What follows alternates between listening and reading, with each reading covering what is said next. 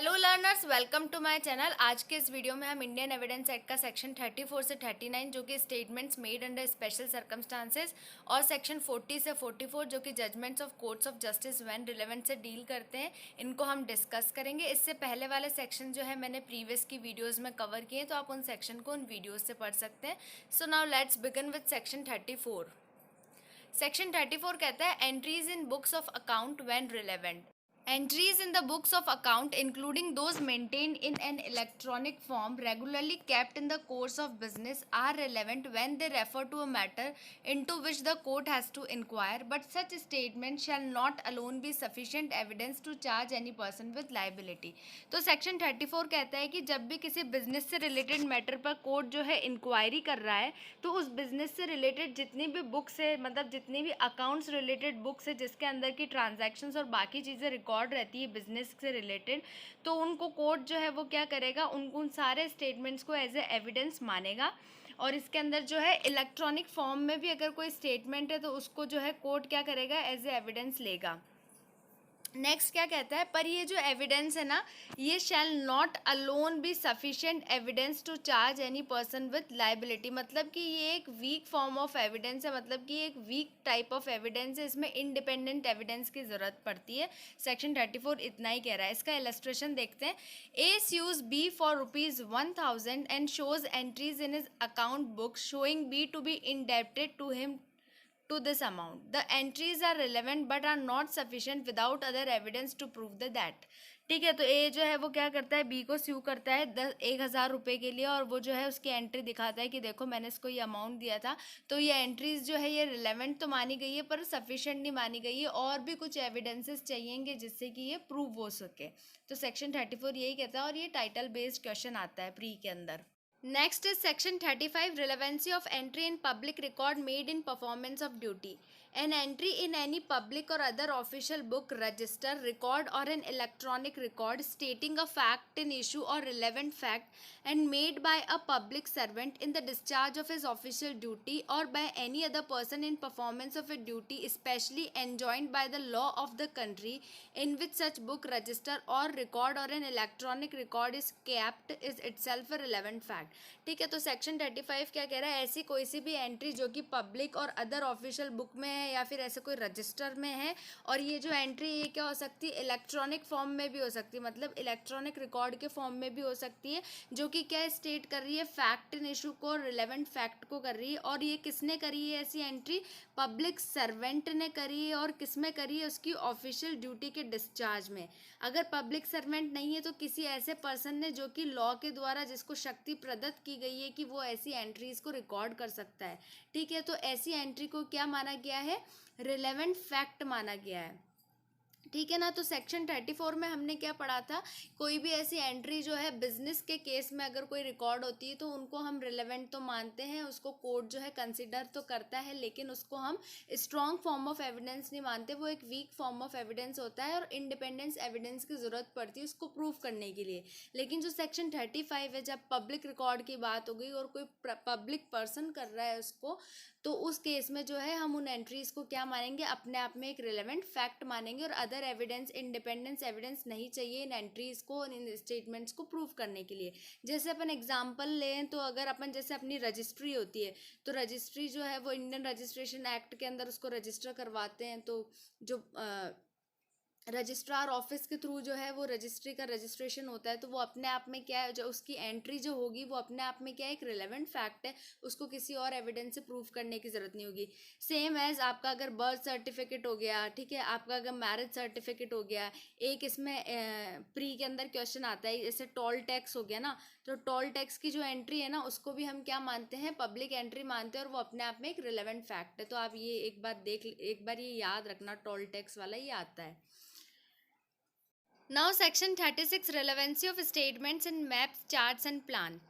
Statement of fact in issue, relevant fact made in published maps, charts generally offer for public sale, or in maps or plans made under the authority of central government or state government as to matter usually represented or stated in such maps, charts और plans are themselves relevant fact. ठीक है, ऐसे कोई fact in issue relevant fact जो है वो क्या है, किसी पब्लिश्ड है किसी मैप के अंदर, किसी चार्ट के अंदर, जो कि ऑफर करते हैं पब्लिक सेल के लिए, जो पब्लिक एट लार्ज के लिए अवेलेबल होता है, या फिर है ना वो जो मैप और प्लान और चार्ट जो है वो क्या है सेंट्रल गवर्नमेंट और स्टेट गवर्नमेंट की अथॉरिटी के अंदर इशू और पब्लिश हुआ हुआ है, तो वो अपने आप में क्या माना जाएगा, रिलेवेंट फैक्ट माना जाएगा।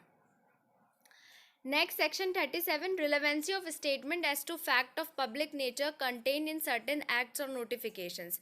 When the court has to form an opinion as to existence of any fact of a public nature, any statement of it made in a recital contained in any act of parliament of the UK or in any central act, provincial, state act, or in a government notification by crown representing appearing in the official gazette or in any printed paper purporting to be the London Gazette or the government gazette of any dominion, colony or possession of his majesty is a relevant fact। ठीक है, तो section 37 क्या कह रहा है कि ऐसे statement की रिलेवेंसी जो कि पब्लिक नेचर में है और वो कंटेन्ड है किसी एक्ट और नोटिफिकेशन के अंदर की। ठीक है, कि कौन कौन से, या तो वो एक्ट ऑफ पार्लियामेंट में, मतलब यूके का भी इंक्लूड है इसके अंदर, या अपनी सेंट्रल एक्ट हो गई, स्टेट एक्ट हो गई, या गवर्नमेंट नोटिफिकेशन है, क्राउन रिप्रेजेंटेटिव हो गया, कोई किसी गैजेट में पब्लिश्ड है, कोई प्रिंटेड पेपर के अंदर जो कि लंदन गैजेट में है।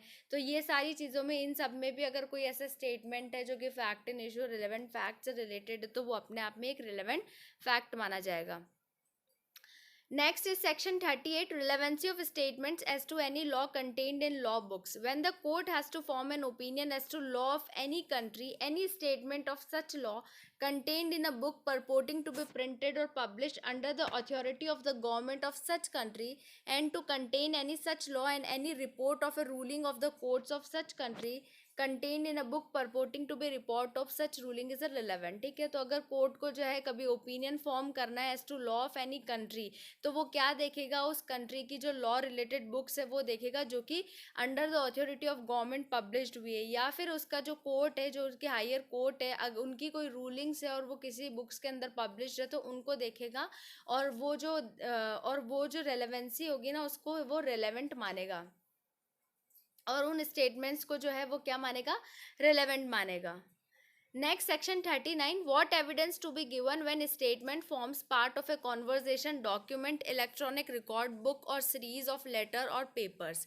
When any statement of which evidence is given forms part of a longer statement or of a conversation or part of an isolated document, or is contained in a document which form part of a book, or is contained in part of electronic record, or of a connected series of letters or papers, evidence shall be given of so much and no more of the statement, conversation, document, electronic record, book or series of letters or paper as the court consider necessary in that particular case, to the full understanding of the nature and effect of statement and circumstances under which it was made। तो section 39 जो है ना सीधी सी बात कह रहा है कि अगर कोई ऐसा स्टेटमेंट है और वो एज ए एविडेंस फॉर्म कर रहा है, और वो जो स्टेटमेंट है वो क्या है, वो किसी बड़े से स्टेटमेंट का पार्ट है, या किसी डॉक्यूमेंट के अंदर है, या किसी लेटर के अंदर है, या फिर किसी कॉन्वर्जेशन का पार्ट है, या फिर किसी इलेक्ट्रॉनिक रिकॉर्ड के अंदर है, या फिर किसी बुक में है, या फिर सीरीज ऑफ लेटर्स में है, तो कोर्ट जो है वो क्या करेगा, कोर्ट ऐसा तो है ही नहीं कि पूरा डॉक्यूमेंट ही उठा लेगा या वो पूरा बुक ही ले आएगा या फिर पूरे लेटर को एज ए एविडेंस मानेगा, ऐसा तो कोर्ट करने से रहा। कोर्ट क्या करेगा, जितना कि उसको रेलेवेंट लग रहा है कि हाँ ये उसके एविडेंस के लिए सफिशिएंट है, वो उतने पार्ट को ले लेगा उसके अंदर से बस। तो यही कह रहा है कि सेक्शन 39 सिर्फ यही कहता है, जितना पार्ट कोर्ट को रेलेवेंट लगता है वो उस पार्ट को ले लेगा, और बाकी का जो रिमेनिंग पार्ट है उसको हटा देगा। That's it. Now judgements of court of justice when relevant, ये आता है सेक्शन 40 से 44। ये इंपॉर्टेंट पार्ट है, और जो अपन ने सेक्शन 34 से 39 तक पढ़ा, ये बेसिकली टाइटल सेक्शन से, मतलब कि सीधा इस पे क्वेश्चन आता है कि सेक्शन 34 में क्या बात की है, या फिर उसकी हेडिंग दे देंगे, बताओ ये हेडिंग जो है कौन से सेक्शन का पार्ट है, ये सारी चीज़ें आती है। अदरवाइज वो इतना इंपॉर्टेंट नहीं है, लेकिन जो 40 से 44 वाला पार्ट है ये मोस्ट इंपॉर्टेंट है, तो इसको अच्छे से पढ़ते हैं। Section 40, previous judgments relevant to bar a second suit और ट्रायल। तो सेक्शन 40 जो है वो क्या कह रहा है कि प्रीवियस जजमेंट जो है वो रिलेवेंट माना जाएगा to bar a second suit और ट्रायल। इसको हम कहते हैं रेस जुडिकेटा। इसको हम क्या बोलेंगे, सेक्शन 40 जो है अगर पूछे कि इंडियन एविडेंस एक्ट में रेस जुडिकेटा कहाँ दिया गया है, तो सेक्शन 40 जो है वो बात करता है रेस जुडिकेटा की बात करता है। और कहाँ कहाँ रेस जुडिकेटा दिया गया है, एक तो दिया गया है सेक्शन 11 ऑफ सीपीसी के अंदर, और एक कहाँ दिया गया है सेक्शन 300 ऑफ सीआरपीसी के अंदर। ठीक है, तो सेक्शन 11 ऑफ सीपीसी क्या कहता है कि अगर कोई भी ऐसा सिविल सूट है जो कि प्रीवियसली डिसाइडेड हो गया है, सेम फैक्ट्स पे वापस से एक सूट नहीं ला सकते। ठीक है, बार कर देगा और रेस जुडिकेटा अप्लाई हो जाएगा। और सेक्शन 300 कहता है कि कभी भी कोई भी अक्यूज जो है वो कन्विक्ट हो गया है या फिर उसकी ट्रायल हो गई है, तो दोबारा से सेम फैक्ट्स पे सेम सेक्शंस के अंदर उसको चार्ज करके वापस से उसकी ट्रायल नहीं करा सकते। सेक्शन 300 ऑफ सीआरपीसी ये कहता है। तो तीन जगह अपन ने रेस जुडिकेटा पढ़ा, एक तो सेक्शन 40 जो अभी हम पढ़ रहे हैं रेस जुडिकेटा, एक अपन ने सीपीसी के अंदर सेक्शन 11 है जहाँ पे रेस जुडिकेटा की बात होती है, और एक सेक्शन 300 ऑफ सीआरपीसी है जहाँ पर रेस जुडिकेटा की बात होती है। तो ऐसे लिंक करेंगे तो अपन को ये तीनों सेक्शंस याद हो जाएंगे। जब भी हम किसी भी एक्ट के अंदर पढ़ेंगे तो फटाफट से तीनों चीज़ एक साथ लिंक हो जाएगी, हाँ यहाँ पे रेस जुडिकेटा आता है। अब पढ़ते हैं। The existence of any judgment, order और decree which by law prevents any court from taking cognizance of a suit और holding a trial is a relevant fact when the question is whether such court ought to take the cognizance of such suit or to hold such trial। ठीक है, जब भी कोई ऐसा question आता है कि क्या कोर्ट जो है वो इसका कॉग्निजेंस ले सकता है या फिर ट्रायल कर सकता है, तो उस केस में अगर कोई ऐसा कोई प्रीवियस जजमेंट, ऑर्डर या डिक्री है जिससे कि कोर्ट को जो है वो जजमेंट, ऑर्डर और डिक्री बार करे उसका कॉग्निजेंस लेने के लिए या उसकी ट्रायल लेने के लिए, तो ऐसा जजमेंट और ऑर्डर और डिक्री जो है अपने आप में क्या माना जाएगा, रिलेवेंट माना जाएगा, और कोर्ट को बार कर देगा फर्दर उस पर ट्रायल करने के लिए और कॉग्निजेंस लेने के लिए। तो principle of res judicata is mention under section 40 of Indian Evidence Act. Now section 41, relevancy of certain judgments in probate executor jurisdiction।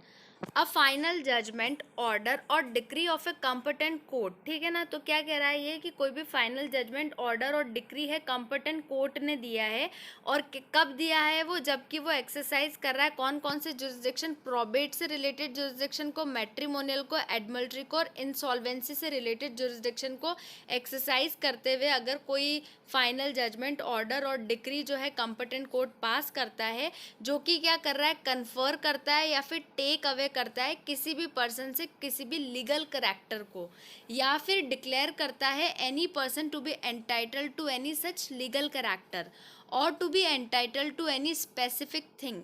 ठीक है, या तो वो क्या कर रहा है, कन्फर कर रहा है या फिर टेक अवे कर रहा है उस लीगल करैक्टर को। सेकंड क्या कर रहा है, डिक्लेयर कर रहा है कि ये पर्सन जो है एंटाइटल्ड है इस करैक्टर के लिए। थर्ड क्या कर रहा है, कोई स्पेसिफिक थिंग के लिए एंटाइटल्ड है। और ये जो जजमेंट, ऑर्डर और डिक्री जो है ना, किसी not as against any specified person, किसी स्पेसिफाइड पर्सन के अगेंस्ट नहीं आता है ये जजमेंट, ऑर्डर और डिक्री। और इस जजमेंट, ऑर्डर, डिक्री को हम एब्सोल्यूटली मानते हैं। ठीक है ना, ये कोई कंडीशनली नहीं है, पार्शली नहीं है। तो ऐसा जजमेंट, ऑर्डर, डिक्री क्या है, रेलेवेंट है when the existence of any such legal character और the title of any such person to any such thing is relevant. अब इसमें दो चीज़ आती है। अगर आपने सुना हो जजमेंट इन रेम और जजमेंट इन पर्सोनम, तो जजमेंट इन पर्सोनम जो होता है ना, वो क्या होता है, ऐसा जजमेंट होता है जो कि सिर्फ पार्टीज को अफेक्ट करता है। मतलब कि प्लेंटिफ और डिफेंडेंट है, मान लो सिविल के केस में प्लेंटिफ और डिफेंडेंट है, अगर कोई जजमेंट आता है, ठीक है, तो वो जजमेंट जो है उन दो लोगों को ही अफेक्ट कर रहा है। ठीक है, प्लेंटिफ और डिफेंडेंट को ही अफेक्ट कर रहा है। अपन आम लोगों को तो क्या लेना देना है, उनके बीच में कोई भी मैटर हुआ हो, कोई भी डिसीजन दिया हो कोर्ट ने, उनका है वो, अपन को कोई लेना देना नहीं है उससे। ठीक है, तो जजमेंट इन पर्सोनम क्या होता है, दो लोगों के बीच में। जैसे अगर अपन इसमें एग्जांपल लें, अगर कोई भी टॉर्ट रिलेटेड मैटर है या फिर कोई कॉन्ट्रैक्ट का मैटर है, कोई कॉन्ट्रैक्ट ब्रीच हो गया, ठीक है, ए ने जो है बी को स्यू कर दिया और वो डैमेजेस क्लेम करने के लिए कोर्ट में चले गया और कोर्ट ने जो है ए को डैमेजेस अवार्ड भी कर दिए, तो ये ए और बी के बीच का मैटर है, इससे बाकी के लोगों को कुछ भी फर्क नहीं पड़ने वाला। तो इस ऐसे जजमेंट्स को हम कहते हैं जजमेंट इन पर्सोनम, जो कि सिर्फ दो पार्टीज के बीच में होता है। पर जो जजमेंट इन रेम होता है ना, वो क्या होता है, against the whole of the world. ऐसे जजमेंट, ऑर्डर और डिक्री जो कि अफेक्ट करते हैं होल ऑफ द वर्ल्ड को, उनको हम कहते हैं जजमेंट इन रेम। तो एज पर सेक्शन 41 तो जजमेंट इन रेम जो है वो चार चीज़ें इंक्लूड करता है। पहला तो क्या करता है, प्रॉबिट से रिलेटेड अगर मैटर है तो, मैट्रिमोनियल से रिलेटेड है तो, एडमल्ट्री से रिलेटेड है तो, और इंसॉल्वेंसी के रिलेटेड कोई भी मैटर है तो जजमेंट इन रेम के अंदर चार तरह के मैटर आते हैं। अब ये प्रॉबिट क्या होता है, प्रॉबिट मतलब कि जो विल होती है ना, विल से रिलेटेड अगर कोर्ट जो है कोई भी जजमेंट ऑर्डर और डिक्री पास कर देता है तो उसको हम लीगल लैंग्वेज में बोलते हैं प्रोबेट। ठीक है, विल से रिलेटेड अगर कुछ भी चीज़ हुई तो उसको हम क्या बोलेंगे, प्रोबेट। मैट्रिमोनियल हमें पता है मैरिज से रिलेटेड है। एडमल्ट्री जो हमारे समुद्र और हाई सीज पे जो भी जितने भी मैटर्स होते हैं उनको हम एडमल्ट्री बोलते हैं। इंसॉल्वेंसी हमें पता ही है। तो ये चार चीज़ें आती है जजमेंट इन रेम के अंदर। ठीक है, अगर मैं आपको इसको एक एग्जांपल से और समझाऊं तो जैसे मान लो कि एक पर्सन है तो वो क्या कर रहा है कि वो मान लो जयपुर से जोधपुर जा रहा है। ठीक है, तो अब वो बस में बैठा है और वो एक हैंडीकैप्ड पर्सन है। ठीक है, तो अब जब कंडक्टर उसके पास आता है तो वो क्या करता है, उसका मेडिकल सर्टिफिकेट दिखाता है जो कि उसको सीएमओ ऑफिस से पास हुआ है। तो जब वो अपना मेडिकल सर्टिफिकेट दिखा रहा है जो कि उसको सीएमओ ऑफिस से मिला है तो वो क्या हो गया, वो जो सर्टिफिकेट है ना वो against the whole of the world है। तो उसको हम क्या बोलेंगे, जजमेंट इन रेम बोलेंगे। वो किसी पर्सन के अगेंस्ट नहीं है पर उसको एक लीगल करैक्टर जो है वहाँ से क्या कर दिया है, दे दिया गया है कि हाँ ये पर्सन जो है एंटाइटल है और हम लीगली जो है इसको ये जो करैक्टर है ये क्या कर रहे हैं, इसको दे रहे हैं और उसका ये सर्टिफिकेट बना के दे देते हैं और वो सर्टिफिकेट जो है वो उसको कंडक्टर को दिखाता है। ठीक है, तो यहाँ पे ये क्या हो गया, ये जो सर्टिफिकेट है ये क्या हो गया, जजमेंट इन रेम हो गया और ये against the whole of the world apply होगा। अब इसको डिटेल में देख लेते हैं कि ऐसा जजमेंट और ऑर्डर और डिक्री जो है कब कंक्लूसिव प्रूफ माना जाएगा। तब पहली चीज पढ़ते हैं, that any legal character which it confers accrued at the time when such judgment order और decree came into an operation. तो ये यही कह रहा है, मैं आपको एक एक करके ऐसे ही बता देती हूँ। तो पहला वाला क्या कह रहा है कि जब ऐसा जजमेंट ऑर्डर और डिक्री है जब आए तब उन्होंने क्या किया, किसी को जो है लीगल करेक्टर कन्फर किया, मतलब कि किसी की लीगल करेक्टर को इस्टेब्लिश किया, तो वो अपने आप में क्या माना गया है, कंक्लूसिव प्रूफ। सेकंड कहता है कि that any legal character which it declares any such person, मतलब कि जब वो जजमेंट ऑर्डर और डिक्री आया तो उसने क्या किया है, किसी पर्सन का लीगल करेक्टर को डिक्लेयर किया है, तो वो भी अपने आप में कंक्लूसिव प्रूफ है।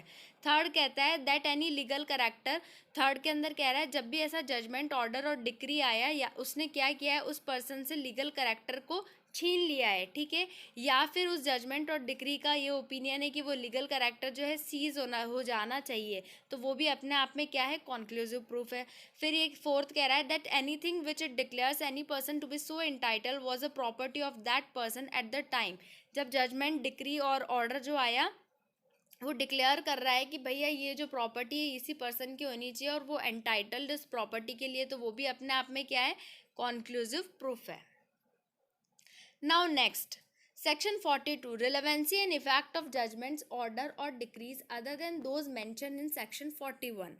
तो सेक्शन 42 क्या बात कर रहा है कि जजमेंट्स, ऑर्डर और decree other than those mention in section 41, ऐसे जजमेंट, ऑर्डर और डिक्री जो कि 41 से अलग हैं। ठीक है, वो रिलेवेंट कब माने जाएंगे, if they relate to matter of a public nature relevant to the inquiry but such judgment, order और decree are not conclusive proof of that which they state. तो सेक्शन 41 क्या कह रहा है, सॉरी सेक्शन 42 क्या कह रहा है कि 41 के अलावा अगर कोई ऐसा जजमेंट, ऑर्डर और डिक्री जो है उसको हम कब रिलेवेंट मानेंगे, जबकि वो क्या है, पब्लिक नेचर से रिलेवेंट है। ठीक है ना, पब्लिक नेचर का है और वो रिलेवेंट है फॉर द इंक्वायरी। ठीक है, तभी हम उसको रिलेवेंट मानेंगे, पर हम उसको कॉन्क्लूसिव प्रूफ नहीं मानेंगे। जबकि 41 में हम क्या मानते हैं, उन जजमेंट, ऑर्डर, डिग्री को कॉन्क्लूसिव प्रूफ मानते हैं, पर 42 के केस में हम उनको कॉन्क्लूसिव प्रूफ नहीं मानेंगे, सिर्फ रेलेवेंट मानेंगे। अब इसका इलस्ट्रेशन देखते हैं। A sues B for trespass on his land. ठीक है, तो ए जो है वो क्या कर रहा है, बी को स्यू करता है कि भैया तूने मेरी लैंड पे जो है ट्रेसपास किया, तू मेरी ज़मीन पे आया। बी जो है वो क्या करता है, एलिज करता है the existence of public right of a way over the land, पर बी कहता है भैया ये तो पब्लिक राइट है, मैं तो आ सकता हूँ, यहाँ तो कोई ट्रेसपास नहीं हुआ। तो ए जो है वो डिनाई करता है कि ये पब्लिक राइट नहीं है, ये मेरी खुद की प्रॉपर्टी है। The existence of a decree in favour of the defendant in a suit. अब ये क्या कह रहा है in a suit by A against C for a trespass on the same land in which C alleges the existence of the same right of way is relevant, but it is not conclusive proof that the right of way exists of that which they state. अब देखो यहाँ पे ए और सी के against भी एक case था जिसमें ए जो है वो क्या कह रहा था कि सी ने जो है मेरी लैंड पे ट्रेसपास किया, और सी जो है वो कह रहा था कि नहीं, ये तो पब्लिक राइट है। अब जो इनके बीच में जो डिसीजन आया था ना कोर्ट का ए और सी के बीच में, तो वो क्या है, वो रेलेवेंट माना जाएगा पर उसको कॉन्क्लूसिव प्रूफ नहीं माना जाएगा। और जो डिसीजन जो आया था वो सी के फेवर में आया था, मतलब कि डिफेंडेंट के फेवर में आया था। उसमें कोर्ट ने ये बोला था कि हाँ ये तो पब्लिक राइट है, ये ए की लैंड नहीं है, और यहाँ पे सी ने जो है ए की प्रॉपर्टी पे कोई ट्रेसपास नहीं किया है। जो ये डिफेंडेंट के फेवर में, मतलब कि जो सी के फेवर में जो जजमेंट आया था, उस जजमेंट को हम यहाँ पे रिलेवेंट मानेंगे पर उसको हम कॉन्क्लूसिव प्रूफ नहीं मानेंगे। किसके केस में, ए और बी के केस में हम उसको कॉन्क्लूसिव प्रूफ नहीं मानेंगे, पर कोर्ट जो है इस जजमेंट को रिलेवेंट जरूर मानेगा इनके मैटर को देखने के लिए। सेक्शन 41 इतनी बात कर रहा है कि अगर कोई पब्लिक नेचर से रिलेटेड कोई मैटर है तो उसमें ऐसा कोई जजमेंट, ऑर्डर और डिक्री है तो हम उसको रिलेवेंट मान सकते हैं, हम उसको कंसिडर करेंगे पर उसको हम कॉन्क्लूसिव प्रूफ नहीं मानेंगे। Next, section 43, judgment etc other than those mentioned in section 40, 41 and 42 when relevant. Judgment, order or decree other than those mentioned in section 40, 41 and 42 are irrelevant unless the existence of such judgment, order or decree is a fact in issue or is relevant under some other provisions of this act. तो ये section 43 क्या कह रहा है कि ऐसे judgement जो कि 40, 41 एंड 42 के अलावा हैं तो वो क्या है, रिलेवेंट है, लेकिन उनको वो क्या माने जाएंगे, इररिलेवेंट माने जाएंगे। ठीक है, लेकिन उनको हम रिलेवेंट दो केस में मान सकते हैं। कब कब मान सकते हैं, जबकि वो जजमेंट, ऑर्डर और डिक्री जो है वो इटसेल्फ फैक्ट इन इशू है। ठीक है, सेकंड जो है वो किसी और प्रोविजन में, इस एक्ट के किसी और प्रोविजन में अगर रिलेवेंट है तो उस जजमेंट, ऑर्डर और डिक्री को हम रिलेवेंट मानेंगे। अदरवाइज 40, 41 और 42 के अलावा किसी मैटर पे कोई जजमेंट, ऑर्डर और डिक्री है तो वो इररिलेवेंट होगा। ठीक है, अब इसका इलस्ट्रेशन देखते हैं। ये वाला इलस्ट्रेशन बहुत ही इम्पॉर्टेंट है और ये ऑलमोस्ट हर स्टेट जुडिशरी के प्री में ये वाला इलस्ट्रेशन तो एज इट इज आता ही आता है। इसको देखते हैं अपन। A prosecutes B for adultery with C, जो कि क्या है, ए की वाइफ है। तो ए जो है वो क्या करता है, बी को क्या करता है, प्रोसिक्यूट करवाता है अडल्ट्री के लिए उसकी वाइफ के, मतलब कि ए बी जो है उसने क्या किया है, ए की वाइफ के साथ अडल्ट्री की है और उसके लिए वो उसको प्रोसिक्यूट कराता है। ठीक है, और ए की वाइफ कौन है यहाँ पे, सी। अब बी जो है ये क्या करता है, डिनाई कर देता है that she is a wife. तो यहाँ पे बी कहता है कि जो सी जो है वो ए की वाइफ नहीं है, बट कोर्ट जो है वो कन्विक्ट कर देता है बी को अडल्ट्री के लिए। ठीक है, बी तो मना करता रह जाता है पर कोर्ट जो है कहता है कि नहीं भैया, आपने तो ए की वाइफ के साथ अडल्ट्री की है और आपको हम कन्विक्ट करते हैं। Afterwards C is prosecuted for bigamy in marrying B during A's life time. ठीक है, तो अब क्या होता है, ये तो जजमेंट आ गया कोर्ट का। अब क्या होता है कि सी जो है ना उसको कोर्ट प्रोसिक्यूट करता है बाइगेमी के लिए। क्यों, ये जो सी जो ए की वाइफ है ना, इसने क्या किया, इसने बी से शादी कर ली जबकि ये ऑलरेडी ए से शादीशुदा थी। ठीक है, फिर भी इसने बी से कर ली तो इसके ऊपर बाइगेमी का चार्ज लगा और कोर्ट ने इसको प्रोसिक्यूट किया। अब she says that she never was as wife. तो अब यहाँ पे सी कह रही है कि मैं तो ए की कभी वाइफ थी ही नहीं, तो judgment against B is irrelevant as against C. अब यहाँ पे इसका मतलब क्या हुआ, जो कि जजमेंट आया ना बी के अगेंस्ट, जब बी को अडल्ट्री के लिए कन्विक्ट कर दिया गया, तो अब बी और सी ये रिलेटेड तो हैं ही एक दूसरे से, लेकिन जो बी का जो जजमेंट है ना वो सी के केस में हम उसको कोर्ट जो है उसको रेलेवेंट नहीं मानेगा और उससे कुछ भी चीज़ कोर्ट नहीं उठाएगा और उसको एकदम इररिलेवेंट, एकदम अलग पार्ट मानेगा। उस केस को अलग मानेगा, इस केस को अलग मानेगा, दोनों के जजमेंट में, दोनों के केस में कोई रेलेवेंसी नहीं मानेगा और उस पहले वाले जजमेंट को सेकंड पार्टी के अगेंस्ट इररिलेवेंट मानेगा। ठीक है, तो ये वाला आप देख लेना, एज इट इज उठा के देते हैं ये। ऑल्दो ये जो अडल्ट्री का प्रोविजन ये हट गया, फिर भी जो है एज इट इज ये इलस्ट्रेशन आता ही आता है। Section 44, fraud or collusion in obtaining judgment or incompetency of court may be proved. Any party to a suit or other proceeding may show that any judgment, order or decree which is relevant under section 40, 41 and 42 and which has been proved by the adverse party was delivered by a court not competent to deliver it or was obtained by fraud or collusion. ठीक है, तो section 44 कहता है कि कोई भी party जो है ये प्रूव कर सकती है कि ऐसा जजमेंट, ऑर्डर और डिक्री जो है वो क्या है, कंपटेंट कोर्ट से डिलीवर नहीं हुआ है और फ्रॉड और कोल्यूजन से ऑब्टेन किया गया है। तो इन फैक्ट्स को भी क्या माना जाएगा, रिलेवेंट माना जाएगा और ऐसे जजमेंट, ऑर्डर, डिक्री को भी क्वेश कर देंगे। ये जो क्वेश्चन है ना, ये इंटरव्यू में पूछा जाता है कि अगर आपको जजमेंट, ऑर्डर और डिक्री को अगर क्वेश कराना हो तो आप कैसे करवा सकते हो। तो आप वहाँ पे सेक्शन 44 का रेफरेंस दे सकते हो कि आप ये प्रूव कर सकते हो कि ये जो कोर्ट जो था ये कंपटेंट कोर्ट नहीं था और ये जो जजमेंट, ऑर्डर और डिक्री जो कि एडवर्स पार्टी ने लिया है ये फ्रॉड और कोल्यूजन के थ्रू लिया है, तो ये जजमेंट और डिक्री जो है नल एंड वॉइड हो जाना चाहिए। It's all from today's video. अगर आपको किसी भी सेक्शन में प्रॉब्लम है, कोई प्रोविज़न समझ नहीं आया तो आप मुझे कमेंट करके पूछ सकते हैं, मुझे पर्सनली मेल भी कर सकते हैं। एंड येस, अगर आपको ये वीडियो इन्फॉर्मेटिव लगा हो, हेल्पफुल लगा हो तो please do like, share and subscribe to my channel. Thank you so much.